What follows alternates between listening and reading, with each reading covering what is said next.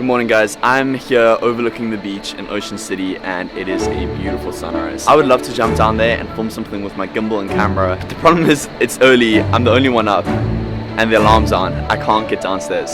So, I had an idea this morning. There's a ton of videos out there teaching you how to make your camera look like a drone. Get this cool high shots, right? I haven't seen a video that's how to make your drone look like a camera or a phone video. So I think that's what we're gonna try today. The challenge is I have to stay up here sitting on the balcony, send the drone out and see if I can make a video that looks like I was down there on the beach filming it all with my camera or my phone. I think I'm gonna then put it up on Instagram and do a vote and see if people can, and see what people think I filmed it with.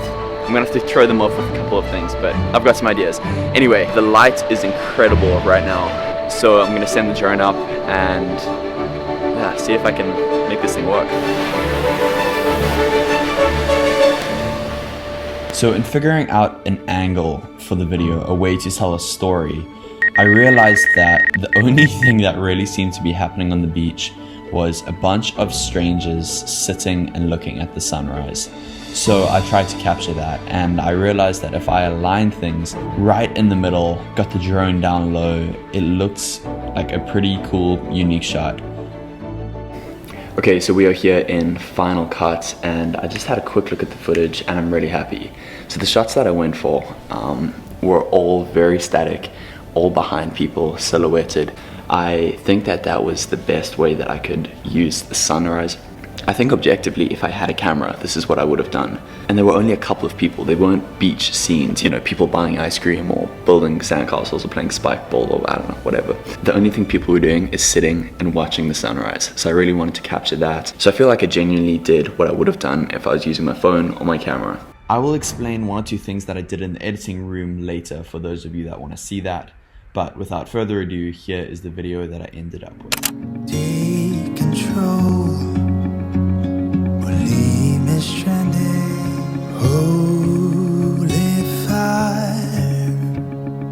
I've come near to your flame, but I can reason. I felt power. I felt pain apart from you. Sovereign, take control. So the reason it stops so suddenly there is because the end actually fades into the beginning on Instagram when it's on a loop. I'll show you what I mean. Take control.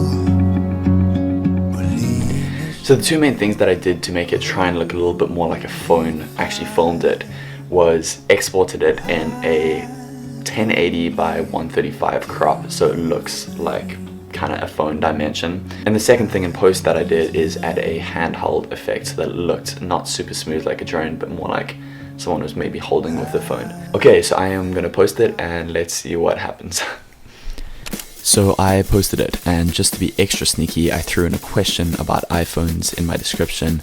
And okay, maybe this is cheating, but just in case anybody looked, I tagged a bunch of phone accounts. I then put a survey up asking people to vote which camera they think that I filmed the video with. Now I wait.